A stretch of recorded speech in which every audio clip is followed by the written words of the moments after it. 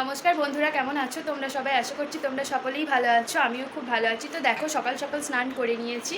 তো আজকের ব্লগটা তোমরা দেখতে থাকো কন্টিনিউ। আশা করছি তোমাদের দেখতে ভালো লাগবে।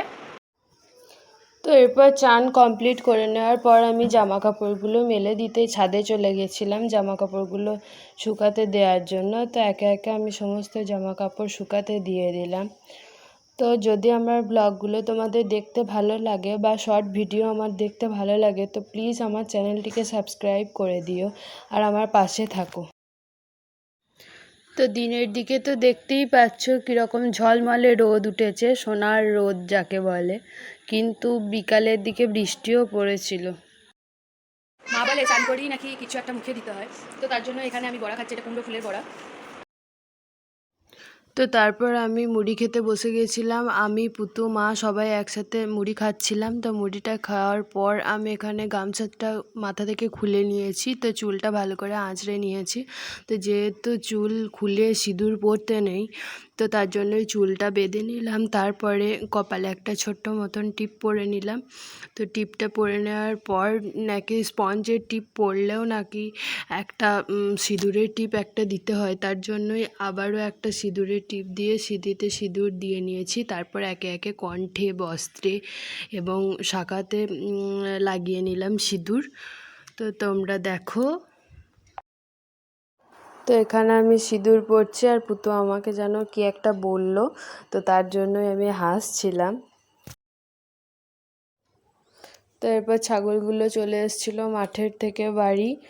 তো ওদেরকে, এই গরম তো প্রচণ্ড, তার জন্যই ওদেরকে গ্লুকন-ডি শরবত, নুন চিনির শরবত সব কিছুই আমরা দিই। তো তার জন্যই ওদেরকে আমি গ্লুকন-ডি দিলাম, কিন্তু ওরা খেলো না। তো তারপর বাবা চলে এসেছিলো। বাবা চলে আসার পর এখানে বাবাকে আমি নুন চিনির শরবত করে দিচ্ছিলাম। তো নুন চিনির শরবত করতে করতে পুতু এলো আমার কাছে। তো তারপর আমাকে বলছে মিষ্টি খাবো। তো নিজেই ফ্রিজ থেকে মিষ্টি বার করে নিয়েছে। তো প্যাকেটটা যেহেতু খুলতে পারছিল না, তার জন্যই আমি প্যাকেট থেকে খুলে ওকে মিষ্টি দিলাম। তারপর প্যাকেটটা বন্ধ করে রেখে দিলাম।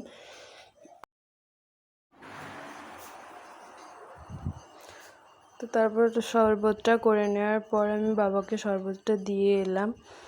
তো শরবতটা দিয়ে আসার পর দেখো এখানে পুতুর জল ছিল, তো জলটাই ওর বোতলে আমি পুরে দিচ্ছিলাম।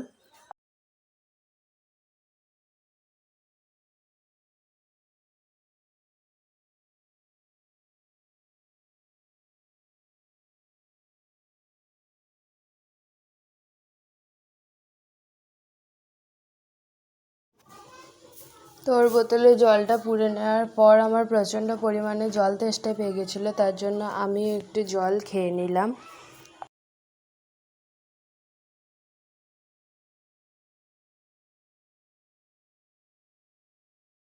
তো তারপর বাইরেও মিষ্টি খাচ্ছিল। তো আমাকে বলছে তুমি আমার ভিডিও করো একটু। আমি বলছি ঠিক আছে, তোমার ভিডিও করছি। তো তোমার কেমন লাগছে মিষ্টিটা বলো। তো ও এই জন্য দেখাচ্ছিল ভালো লাগছে।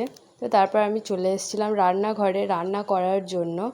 তো রান্নাও করে নিয়েছিলাম। আর আমার কাঁধে যে গামছাটা দেখতে পাচ্ছ, তো ওই গামছাটা হচ্ছে ঘাম মোছার জন্য। যেহেতু আমি চান কমপ্লিট করে নিয়েছিলাম, তো তার জন্য আরও গরম লাগছিল বেশি।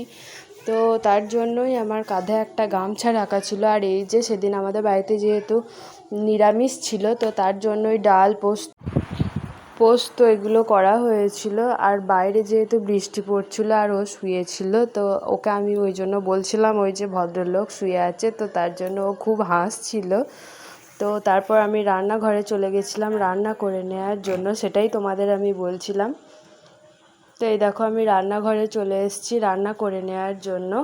তো কী যেন রান্না করেছিলাম ঠিক মনে নেই আমার। তো রান্না করার কিছুক্ষণ পরেই আমার বর যেহেতু চলে এসেছিলো, তো তোমরা দেখতেই পাবে, ভিডিওটা দেখতে থাকো তাহলেই তোমরা দেখতে পাবে।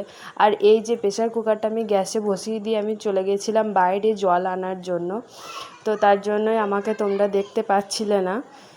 তো এই যে প্রেসার কুকারে আমি আলু সিদ্ধ করতে দিয়ে দিয়েছিলাম। তো তারপর গ্যাসের ওপর প্রেসার কুকারটা বসিয়ে দিয়ে গ্যাসটা অন করে নিয়েছিলাম। তো তারপর পটল ভাজার জন্য কড়াইতে তেল বসিয়ে দিয়েছিলাম। তো পটলগুলো নুন হলুদ মাখিয়ে নিয়ে আস্তে আস্তে ভেজে নিয়েছিলাম। পটল ভাজা খেতে যেহেতু আমার ছেলে খুবই ভালোবাসে, তো ওর জন্যই কিছু পটল ভেজে নিয়েছিলাম। তো আস্তে আস্তে পটলগুলো কড়াইতে আমি দিয়ে দিলাম।